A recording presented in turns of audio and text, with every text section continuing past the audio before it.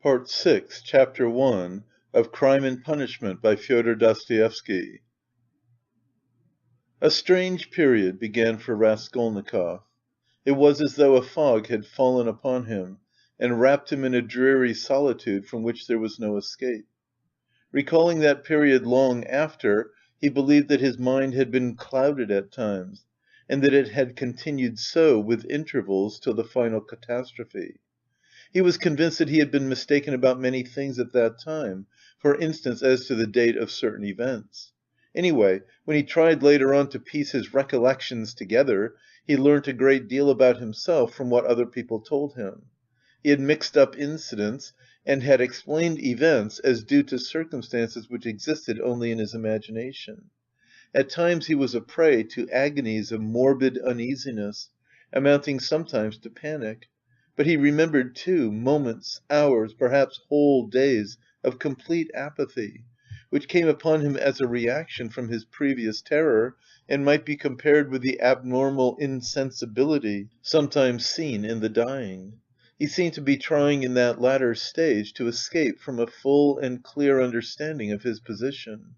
Certain essential facts which required immediate consideration were particularly irksome to him. How glad he would have been to be free from some cares, the neglect of which would have threatened him with complete, inevitable ruin. He was particularly worried about Svidrigailov. He might be said to be permanently thinking of Svidrigailov. From the time of Svidrigailov's two menacing and unmistakable words in Sonia's room at the moment of Katerina Ivanovna's death, the normal working of his mind seemed to break down. But although this new fact caused him extreme uneasiness, Raskolnikov was in no hurry for an explanation of it. At times, finding himself in a solitary and remote part of the town, in some wretched eating-house, sitting alone lost in thought, hardly knowing how he had come there, he suddenly thought of Svidrigailov. He recognized suddenly, clearly, and with dismay, that he ought at once to come to an understanding with that man, and to make what terms he could. Walking outside the city gates one day, he positively fancied that they had fixed a meeting there, that he was waiting for Svidrigailov. Another time he woke up before daybreak lying on the ground under some bushes, and could not at first understand how he had come there. But during the 2 or 3 days after Katerina Ivanovna's death, he had 2 or 3 times met Svidrigailov at Sonia's lodging, where he had gone aimlessly for a moment. They exchanged a few words and made no reference to the vital subject, as though they were tacitly agreed not to speak of it for a time. Katerina Ivanovna's body was still lying in the coffin. Svidrigailov was busy making arrangements for the funeral. Sonia, too, was very busy. At their last meeting, Svidrigailov informed Raskolnikov that he had made an arrangement, and a very satisfactory one, for Katerina Ivanovna's children. That he had, through certain connections, succeeded in getting hold of certain personages, by whose help the 3 orphans could be at once placed in very suitable institutions. That the money he had settled on them had been of great assistance, as it is much easier to place orphans with some property than destitute ones. He said something too about Sonia, and promised to come himself in a day or 2 to see Raskolnikov, mentioning that he would like to consult with him, that there were things they must talk over. This conversation took place in the passage on the stairs. Svidrigailov looked intently at Raskolnikov, and suddenly, after a brief pause, dropping his voice, asked: "But how is it, Rodion Romanovitch? You don't seem yourself. You look and you listen, but you don't seem to understand. Cheer up, we'll talk things over. I am only sorry I've so much to do of my own business and other people's. Ah, Rodion Romanovitch," he added suddenly, "what all men need is fresh air more than anything." He moved to one side to make way for the priest and server, who were coming up the stairs. They had come for the requiem service. By Svidrigailov's orders it was sung twice a day punctually. Svidrigailov went his way. Raskolnikov stood still a moment, thought, and followed the priest into Sonia's room. He stood at the door. They began quietly, slowly and mournfully singing the service. From his childhood the thought of death and the presence of death had something oppressive and mysteriously awful, and it was long since he had heard the requiem service. And there was something else here as well, too awful and disturbing. He looked at the children. They were all kneeling by the coffin. Polenka was weeping. Behind them Sonia prayed, softly and, as it were, timidly weeping. "These last 2 days she hasn't said a word to me, she hasn't glanced at me," Raskolnikov thought suddenly. The sunlight was bright in the room. The incense rose in clouds. The priest read, "Give rest, O Lord."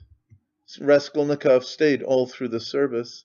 As he blessed them and took his leave, the priest looked round strangely. After the service, Raskolnikov went up to Sonia. She took both his hands and let her head sink on his shoulder. This slight friendly gesture bewildered Raskolnikov. It seemed strange to him that there was no trace of repugnance, no trace of disgust, no tremor in her hand. It was the furthest limit of self-abnegation, at least so he interpreted it. Sonia said nothing. Raskolnikov pressed her hand and went out. He felt very miserable.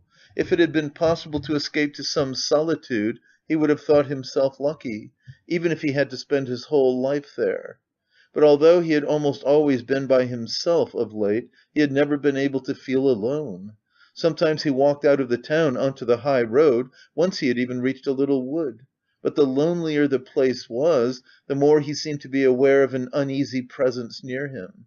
It did not frighten him, but greatly annoyed him, so that he made haste to return to the town, to mingle with the crowd, to enter restaurants and taverns, to walk in busy thoroughfares. There he felt easier and even more solitary. One day at dusk he sat for an hour listening to songs in a tavern, and he remembered that he positively enjoyed it. But at last he had suddenly felt the same uneasiness again, as though his conscience smote him. "Here I sit listening to singing. Is that what I ought to be doing?" he thought. Yet he felt at once that that was not the only cause of his uneasiness. There was something requiring immediate decision, but it was something he could not clearly understand or put into words. It was a hopeless tangle. No, better the struggle again, better Porphyry again, or Svidrigailov, better some challenge again, some attack. Yes, yes, he thought. He went out of the tavern and rushed away almost at a run. The thought of Dounia and his mother suddenly reduced him almost to a panic. That night he woke up before morning among some bushes in Krestovsky Island, trembling all over with fever. He walked home, and it was early morning when he arrived. After some hours' sleep the fever left him, but he woke up late, 2 o'clock in the afternoon. He remembered that Katerina Ivanovna's funeral had been fixed for that day, and was glad that he was not present at it. Nastasya brought him some food; he ate and drank with appetite, almost with greediness. His head was fresher and he was calmer than he had been for the last 3 days. He even felt a passing wonder at his previous attacks of panic. The door opened and Razumihin came in. "Ah, he's eating! Then he's not ill," said Razumihin. He took a chair and sat down at the table opposite Raskolnikov. He was troubled and did not attempt to conceal it. He spoke with evident annoyance, but without hurry or raising his voice. He looked as though he had some special fixed determination. "Listen," he began resolutely. "As far as I am concerned, you may all go to hell, but from what I see it's clear to me that I can't make head or tail of it. Please don't think I've come to ask you questions. I don't want to know, hang it! If you begin telling me your secrets, I dare say I shouldn't stay to listen, I should go away cursing. I have only come to find out once for all whether it's a fact that you are mad. There is a conviction in the air that you are mad, or very nearly so. I admit I've been disposed to that opinion myself, judging from your stupid, repulsive and quite inexplicable actions, and from your recent behaviour to your mother and sister. Only a monster or a madman could treat them as you have, so you must be mad." "When did you see them last?" "Just now. Haven't you seen them since then? What have you been doing with yourself? Tell me, please. I've been to you 3 times already. Your mother has been seriously ill since yesterday. She had made up her mind to come to you. Avdotya Romanovna tried to prevent her. She wouldn't hear a word. 'If he is ill, if his mind is giving way, who can look after him like his mother?' she said. We all came here together. We couldn't let her come alone all the way. We kept begging her to be calm. We came in, you weren't here. She sat down and stayed 10 minutes, while we stood waiting in silence. She got up and said, if he's gone out, that is, if he is well, and has forgotten his mother, it's humiliating and unseemly for his mother to stand at his door begging for kindness.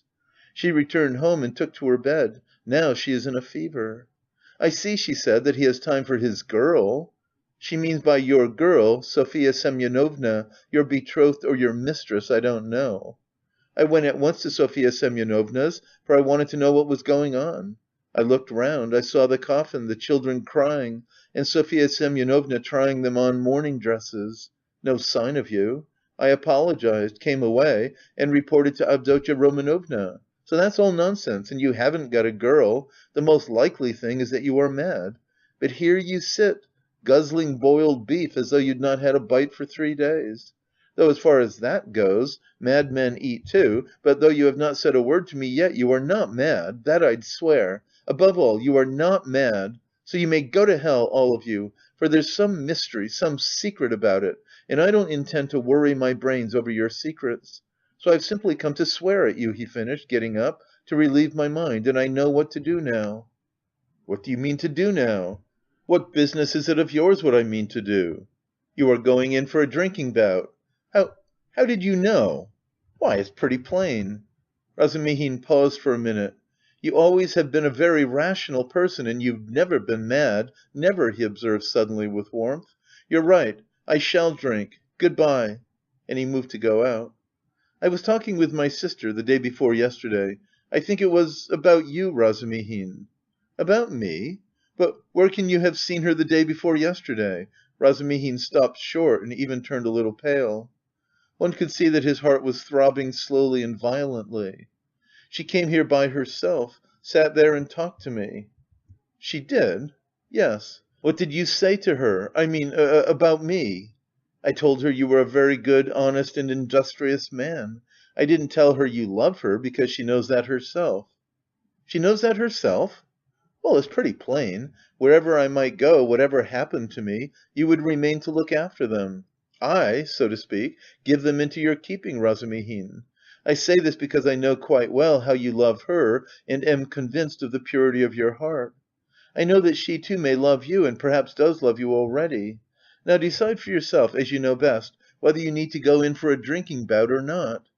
Rodya. Well, you see, damn it! But where do you mean to go? Of course, if it's all a secret, never mind. But I shall find out the secret, and I am sure that it must be some ridiculous nonsense, and that you've made it all up. Anyway, you are a capital fellow, a capital fellow. That was just what I wanted to add, only you interrupted, that was a very good decision of yours not to find out these secrets. Leave it to time, don't worry about it. You'll know it all in time when it must be. Yesterday a man said to me that what a man needs is fresh air, fresh air, fresh air. I mean to go to him directly to find out what he meant by that. Razumihin stood lost in thought and excitement, making a silent conclusion. He's a political conspirator. He must be. And he's on the eve of some desperate step, that's certain. It can only be that. And Dounia knows, he thought suddenly. So Avdotya Romanovna comes to see you, he said, weighing each syllable. And you're going to see a man who says we need more air. And so, of course, that letter, that too must have something to do with it, he concluded to himself. What letter? She got a letter today. It upset her very much indeed. Too much so.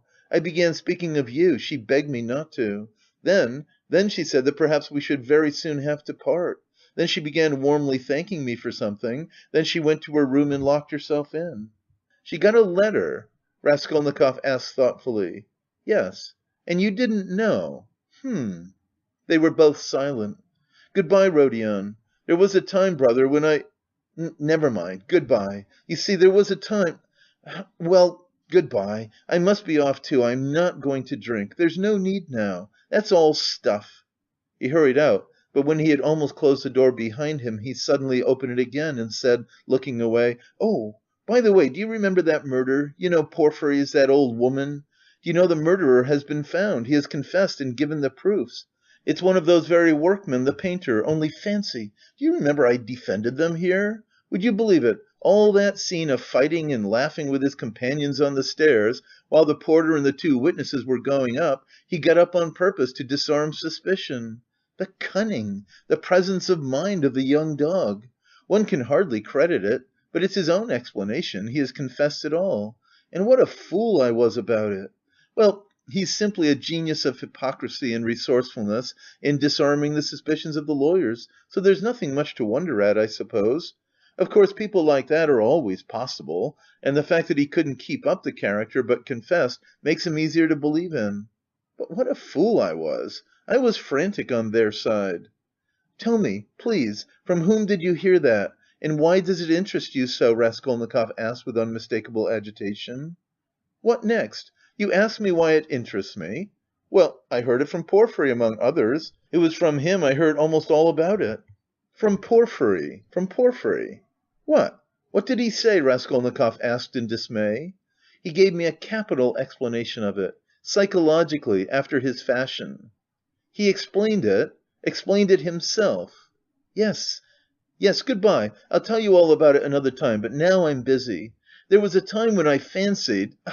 But no matter, another time. What need is there for me to drink now? You have made me drunk without wine. I am drunk, Rodya. Good bye, I'm going. I'll come again very soon." He went out. "He's a political conspirator, there's not a doubt about it," Razumihin decided as he slowly descended the stairs. "And he's drawn his sister in. That's quite in keeping with Avdotya Romanovna's character. There are interviews between them. She hinted at it too. So many of her words and hints bear that meaning. And how else can all this tangle be explained? And I was almost thinking... Good heavens, what I thought! Yes, I took leave of my senses and I wronged him. It was his doing, under the lamp in the corridor that day. Foo! What a crude, nasty, vile idea on my part! Nikolay is a brick for confessing. And how clear it all is now! His illness then, all his strange actions... Before this, in the university, how morose he used to be, how gloomy. But what's the meaning now of that letter? There's something in that, too, perhaps. Whom was it from? I suspect... No, I must find out." He thought of Dounia, realising all he had heard, and his heart throbbed, and he suddenly broke into a run. As soon as Razumihin went out, Raskolnikov got up, turned to the window, walked into one corner and then into another, as though forgetting the smallness of his room, and sat down again on the sofa. He felt, so to speak, renewed. Again the struggle, so a means of escape had come. Yes, a means of escape had come. It had been too stifling, too cramping, the burden had been too agonizing. A lethargy had come upon him at times. From the moment of the scene with Nikolay at Porphyry's he had been suffocating, penned in without hope of escape. After Nikolay's confession, on that very day had come the scene with Sonia. His behaviour and his last words had been utterly unlike anything he could have imagined beforehand. He had grown feebler instantly and fundamentally. And he had agreed at the time with Sonia. He had agreed in his heart he could not go on living alone with such a thing on his mind. And Svidrigailov was a riddle. He worried him, that was true, but somehow not on the same point. He might still have a struggle to come with Svidrigailov. Svidrigailov too might be a means of escape, but Porphyry was a different matter. And so Porphyry himself had explained it to Razumihin, had explained it psychologically. He had begun bringing in his damned psychology again. Porphyry? But to think that Porphyry should for one moment believe that Nikolay was guilty, after what had passed between them before Nikolay's appearance, after that tête-à-tête interview which could have only one explanation? During those days Raskolnikov had often recalled passages in that scene with Porphyry. He could not bear to let his mind rest on it. Such words, such gestures had passed between them, they had exchanged such glances, things had been said in such a tone and had reached such a pass, that Nikolay, whom Porphyry had seen through at first word, at the first gesture, could not have shaken his conviction. And to think that even Razumihin had begun to suspect! The scene in the corridor under the lamp had produced its effect then. He had rushed to Porphyry. But what had induced the latter to receive him like that? What had been his object in putting Razumihin off with Nikolay? He must have some plan. There was some design, but what was it? It was true that a long time had passed since that morning, too long a time, and no sight nor sound of Porphyry. Well, that was a bad sign. Raskolnikov took his cap and went out of the room, still pondering. It was the first time for a long while that he had felt clear in his mind, at least. "I must settle Svidrigailov," he thought, "and as soon as possible. He, too, seems to be waiting for me to come to him of my own accord." And at that moment there was such a rush of hate in his weary heart that he might have killed either of those two, Porfiry or Svidrigailov. At least he felt that he would be capable of doing it later, if not now. "We shall see, we shall see," he repeated to himself. But no sooner had he opened the door than he stumbled upon Porfiry himself in the passage. He was coming in to see him. Raskolnikov was dumbfounded for a minute, but only for 1 minute. Strange to say, he was not very much astonished at seeing Porfiry and scarcely afraid of him. He was simply startled, but was quickly, instantly on his guard. Perhaps this will mean the end. But how could Porfiry have approached so quietly like a cat, so that he had heard nothing? Could he have been listening at the door? "You didn't expect a visitor, Rodion Romanovitch," Porfiry explained, laughing. "I've been meaning to look in a long time. I was passing by and thought, why not go in for 5 minutes? Are you going out? I won't keep you long. Just let me have one cigarette." "Sit down, Porfiry Petrovitch, sit down." Raskolnikov gave his visitor a seat with so pleased and friendly an expression that he would have marvelled at himself if he could have seen it. The last moment had come. The last drops had to be drained. So a man will sometimes go through half an hour of mortal terror with a brigand, yet when the knife is at his throat at last, he feels no fear. Raskolnikov seated himself directly facing Porfiry and looked at him without flinching. Porfiry screwed up his eyes and began lighting a cigarette. "Speak, speak," seemed as though it would burst from Raskolnikov's heart. "Come, why don't you speak?" End of Part 6, Chapter 1.